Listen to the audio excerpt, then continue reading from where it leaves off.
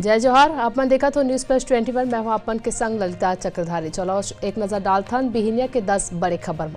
संतराम नेताम छत्तीसगढ़ विधानसभा के नवा उपाध्यक्ष विधायक दल के बैठक में प्रस्ताव आइस त प्रभारी शैलजा बोलिन दिल्ली ले काबर नहीं पूछे गई। दिल्ली पुलिस के एएसआई 6 गाड़ी लंबारिस टक्कर 4 घायल। पिछला 24 घंटा में भारत में कोरोना के 175 नवा केस आए सामने। बीजेपी अध्यक्ष जेपी नड्डा काली ले 2 दिवसीय कर्नाटक दौरा में रही। बिहार के सीएम नीतीश कुमार के समाधान यात्रा 4 जनवरी ले 7 फरवरी तक चली। ग्वालियर में सर्दी का देखत हुए 7 जनवरी तक 5वीं तक स्कूल रही बंद। पश्चिम बंगाल के राज्यपाल सीवी आनंद बोस ला गृह मंत्रालय है दिस जेट प्लस सिक्योरिटी के सुरक्षा। दिल्ली कंझावाला केस में आरोपी मन के आज हुई कोर्ट में पेशी।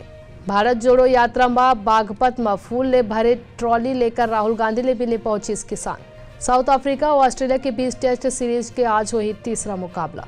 ऐसे ही तमाम जानकारी ने लगातार अपडेट रहे देखते रहो न्यूज़ प्लस 21 आप मन के हक के बात।